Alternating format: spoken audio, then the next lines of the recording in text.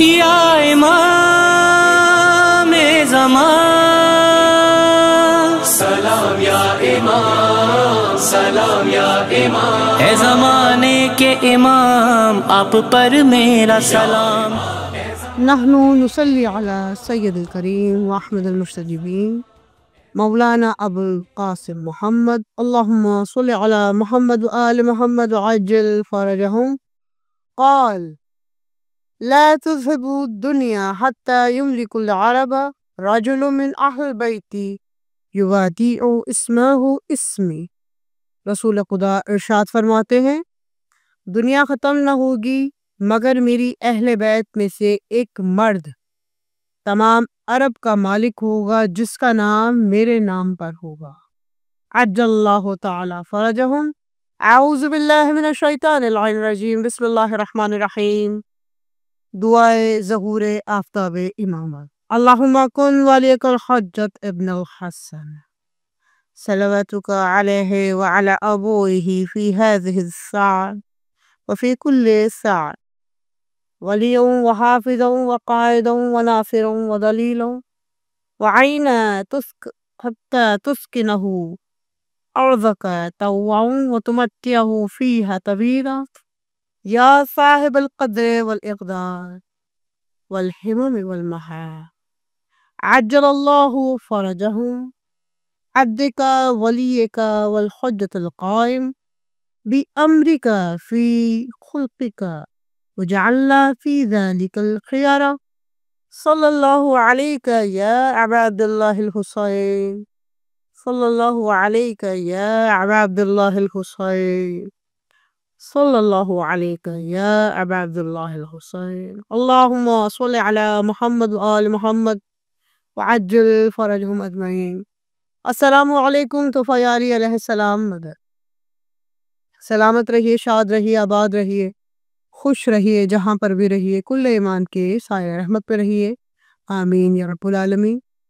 اس وقت ہم اپنے تمام ناظرین کے ساتھ گوہر یگانہ کی چوتھی منزل میں داخل ہو رہے ہیں اور ہماری گفتگو چل رہی تھی عنوان نشریات پہ، موضوع حیات پہ اور موضوع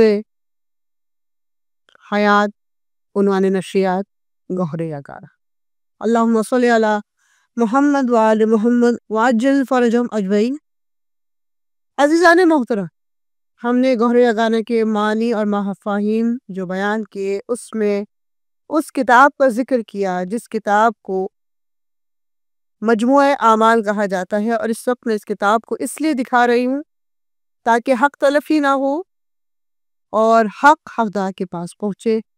جس کی محنت ہے اس کو پہلے سراہیں، پھر اس پہ تحقیق بھی ہوگی، گفتگو بھی چلتی رہے گی، اور ہم اور آپ ایسے ہی اس کتاب سے بھی فیض لیں گے اور دیگر کتابوں سے بھی فیض لیتے ہوئے احادیث رسول اور قرآن آیات کی مدد سے ہم مولا کی معرفت جانتے اور پہچانتے رہیں گے، آمین یا رب العالمین۔ اللہ رب العزت نیتوں کو جانتا ہے، اور جب وہ نیتیں جان لیتا ہے تو پھر وہ خود مدد کو آتا ہے، اور جیسے قرآن پاک میں ارشاد ہے ایاک نعبد و ایاک نستعین، ہم تیری عبادت کرتے ہیں اور تجھ سے مدد مانگتے ہیں۔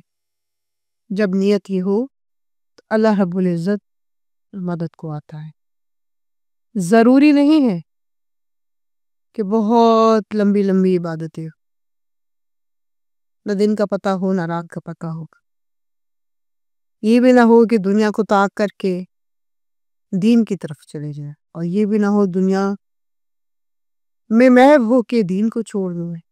اللہ رب العزت اعتدال کو بہت پسند کرتا ہے، اس لیے عدل کو نافذ کیا ہے اور نافذ کرنے کا ارادہ رکھتا ہے، اور حقیقی عدل و انصاف اس وقت اب رائج ہوگا جس وقت میرے مولا کا ظہور ہوگا۔ اللہم صل علی محمد وآل محمد وعجل فرجہم اجمعین۔ تمام معززین کو اس کتاب کا ہم نے حوالہ دیا. اس کتاب کو جس نے تحریر کیا، جس نے اس کی تقریض لکھی، وہ ہے علامہ جزائری صاحب. اور اس کتاب کو 3 ابواب میں خود امام نے بحکم بشارت، بحکم خواب،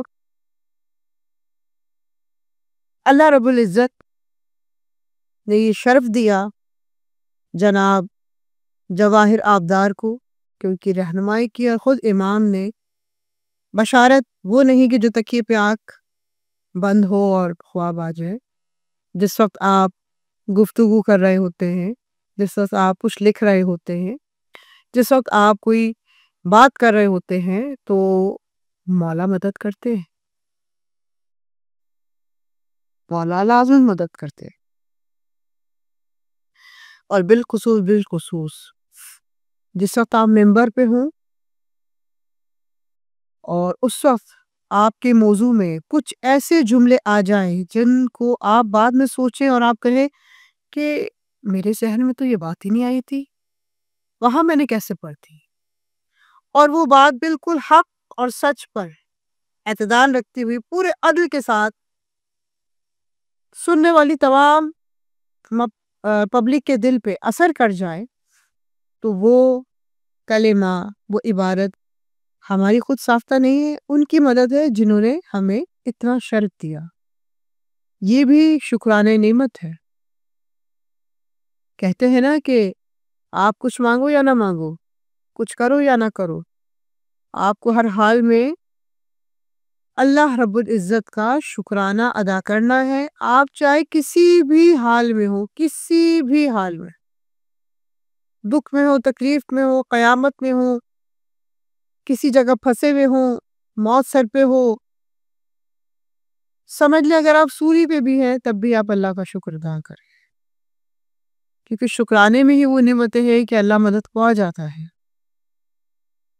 کربلا سبحان رب العالی و بحمدہ، اللہ رب العزت کیسے مدد کو آیا کہ آج تک امام قائم عجل اللہ کے جد کا ذکر قرآن میں بھی باقی ہے اور دین میں بھی باقی ہے اور دنیا میں بھی باقی. اس لیے ہم گفتگو کر رہے ہیں کہ ہر انسان کسی بھی مکاتب فکر کا ہو وہ سنے، کیونکہ سبھی نہیں امام صاحب العصر والزمان کے لیے اپنے اپنے یقین کے حوالے سے اپنی اپنی کتابوں میں درج کیا ہے. کتاب کی بات اس لیے ہم کر رہے ہیں کیونکہ بغیر کتاب کے تو ہم آگے بڑھ نہیں سکتے، اور کتاب بھی ہمیں اس وقت اچھی لگتی ہے جب ہمارے پاس معلمین ہو. اس لیے تو رسول اکرم نے کہا تھا کہ میں تمہیں 2 گراں قدر چیزیں چھوڑے جا رہا ہوں. اس وقت ہمارے پاس مولا موجود ہیں پردہ غیبت میں، لیکن جتنی بھی ہمارے پاس تعلیمات ہیں ہمیں اس سے جستجو کرنی ہے کہ ہم اپنے مولا کو پہچانیں. اور یہاں علامہ جزائری نے اور محمد نقوی صاحب نے بہت کوشش کر کے اس کتاب کو 3 ابواب پہ رکھا. پہلا باب جو ہے در حالات امام عصر ہے، دوسرا باب در ارشادات امام عصر ہے، اور تیسرا باب دعائیہ اور اوراد و زیارات امام عصر عجل اللہ تعالی فرجہ. ہم مکمل بات اس کتاب کو لے کے نہیں کر رہے کہ آپ کے ذہن میں آ جائے کہ کتاب کھول لی اور پوری کتاب پڑھنی شروع کرتی، ایسی بات نہیں ہے. ہم اس کتاب کے چونکہ معنی اس کے نام سے متمسک ہوئے، پھر اس کے معنی سے متمسک ہوئے، تو ہمیں اس کتاب کو آپ کے سامنے اس لیے بتانا پڑا کہ سب سے پہلے ہم اس کتاب کا جس نے نام رکھا اس کو خراج تحسین پیش کریں کہ اس نے اتنا خوبصورت نام اس کتاب کا رکھا. اس میں اذکار تذکرہ امام زمانہ کو جمع کیا، اور اس کو جمع کرنے میں خود امام نے ان صاحب کی مدد کی. اور جو شخص یہ کتاب اپنے گھر میں رکھتا ہے، اول تو ہر ایک مومن مومنہ کے گھر میں کتاب ہونی چاہیے، بلکہ میں تو کہتی ہوں تمام انسانیت کے گھر میں کتاب ہونی چاہیے، کیونکہ اس کتاب میں بہت ساری ایسی چیزیں ہیں کہ جن سے ہمیں امام کے القابات ملتے ہیں، ان کے ارشادات ملتے ہیں، اور ہر زیارت میں کوئی نہ کوئی پیغام ملتا ہے۔ تو ہم پیغام دیکھنے کے لیے ہی تو قرآن پاک کھولتے ہیں، اس لیے ہم پیغام دیکھنے کے لیے ان کتابوں کو بھی کھولتے ہیں، جیسے نہج البلاغہ کو کھولتے ہیں، گوہر یگانہ کو کھولتے ہیں، ملا ید الفقی کو کھولتے ہیں، اصول کافی، فروغ کافی کو کھولتے ہیں، ابتسار کو کھولتے ہیں، استبصار کو کھولتے ہیں، بڑی معذرت کے ساتھ استبصار کو کھولتے ہیں۔ تو ہمیں ان تمام کتابوں کو کھولنے کا مقصد کیا ہے کہ ہمیں باتوں کی سمجھ آئے، پھر ہم تفاسیر کی طرف چلے جاتے ہیں، پھر ہم تفاسیریں پڑھتے ہیں۔ عالم دین سے ہم سوال کیوں کرتے ہیں؟ کیونکہ وہ تفاسیریں پڑھنے کے بعد منبر پہ آ کر آپ کو حق اور سچ کا پیغام دیتا ہے۔ دین حق اور سچ ہے، وہ باقی کی تمام چیزیں ہیں، لیکن جس نے دین کو اختیار کیا، سمجھے آپ نے حق اور سچ کو بیان کیا، اس لیے امام نے یہ کتاب لکھوائی اور بڑی خوبصورت انداز سے لکھوائی۔ اس کے پہلے اگر آپ اس کا مقدمہ پڑھیں تو اس مقدمے میں وہ خواب تحریر ہوا ہے، اس تقریض میں بھی اس خواب کو تحریر کیا گیا ہے، اور جو تحریر کرنے والے ہیں جن کے ذریعے کیا گیا ہے خود مفتی طیب آغا جزائری صاحب ہیں، اور یہ پورا خواب اس میں لکھا ہے۔ اور وہ اس خواب کے بارے میں بتاتے ہیں کہ ماہ رجب 1355 ہجری عراق میں لکھا گیا، اور یہ جو کتاب لکھنے کا 12 ذیقعد کو بوقت فجر الہام ہوا، یا یہ کہوں بشارت ہوئی۔ بشارت ایسے کہ دنیا اپنے کام میں محو ہے، ایک شخصیت آتی ہیں، آپ کا ہاتھ پکڑ کے آپ کے ہاتھ میں ایک لفافہ دیتی ہیں اور کہتی ہیں آپ اس کو پڑھو،